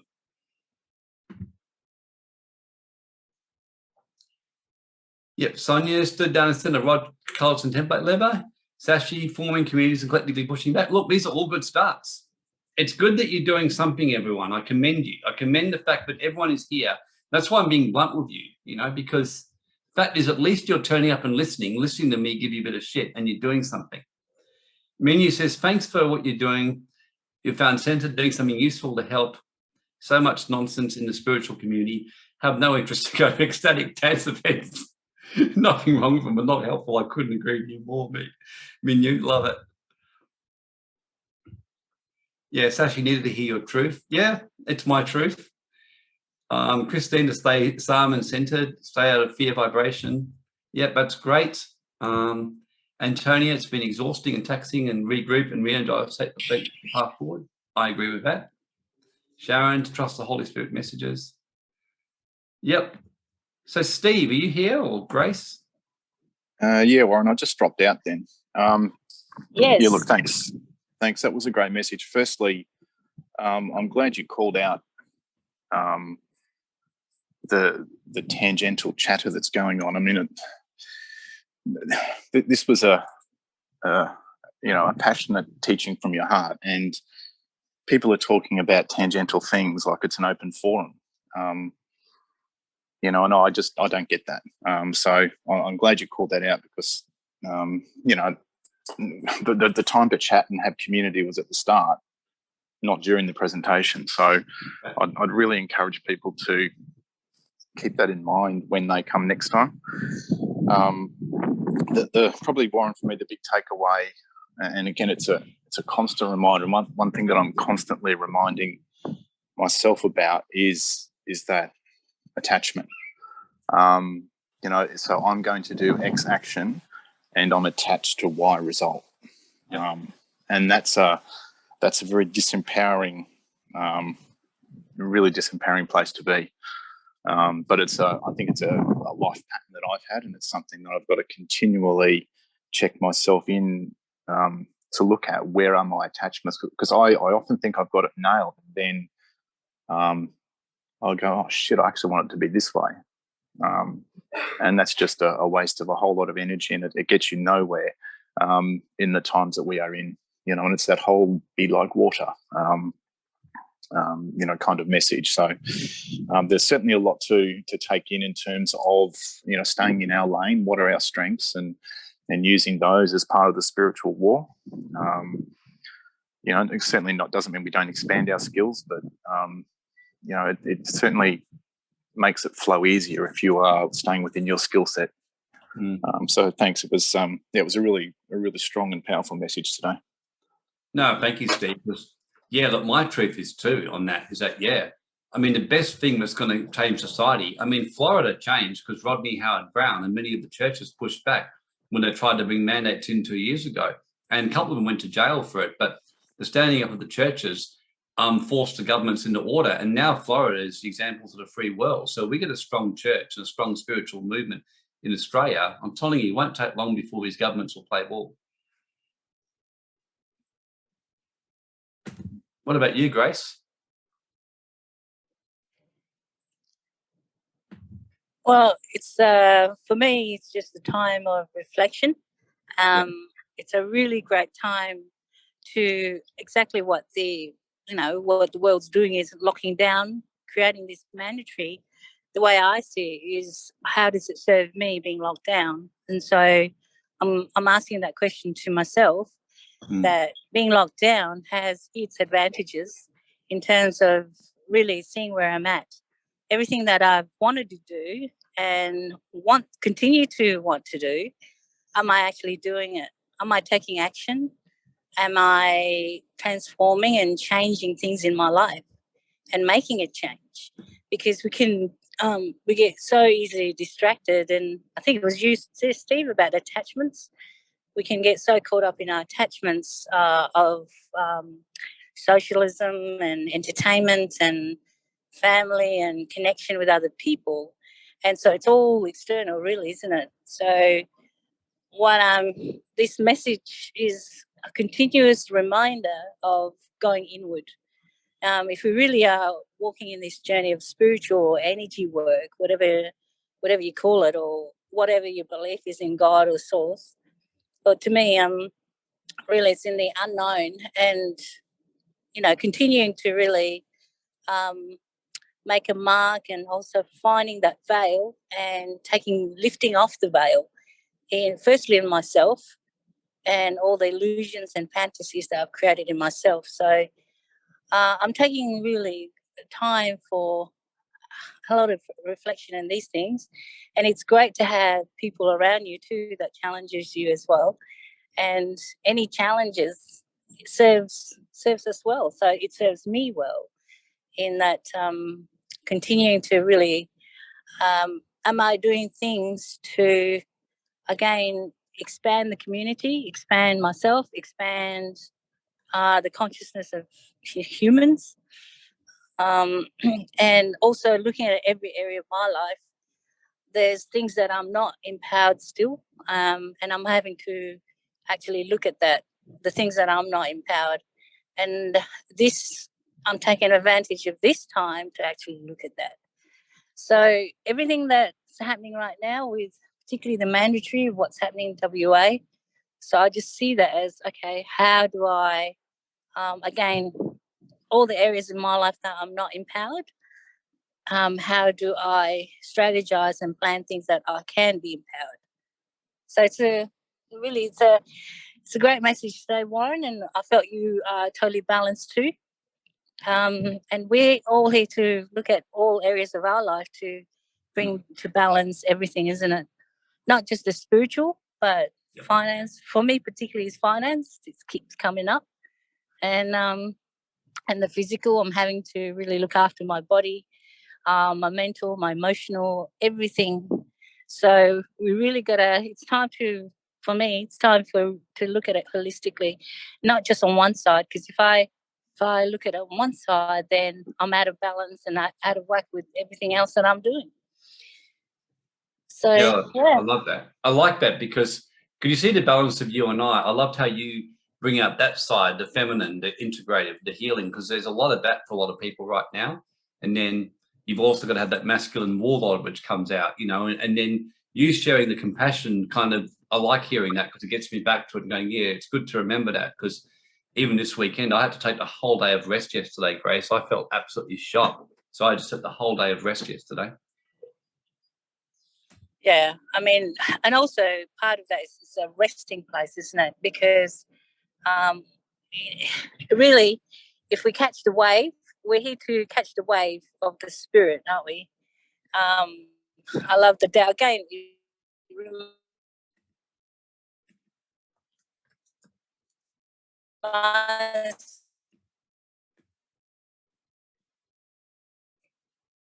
Cutting out.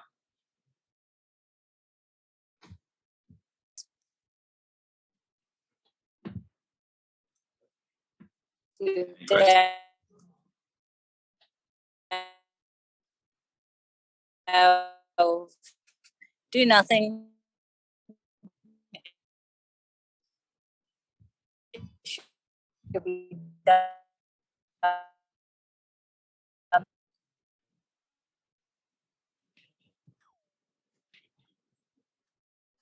Yes, okay. I think we've got a bit of a reception, which is probably our cue to end. So went a bit longer than I planned, but yeah.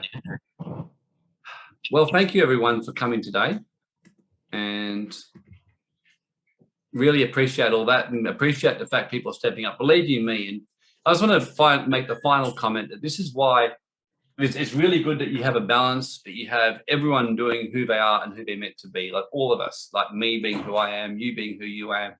So everyone's got to find their place in the army of God. And that's probably what I'll leave you all with. So thank you, everyone. Lots of love. See you all during the week, and next week we'll be teaching on the art of war this week, during the week. And we'll be continuing to be teaching and sharing, and got lots of free webinars planned ahead to empower people financially, in, you know, legal warfare, financial, spiritual, and health. Thank you, everyone.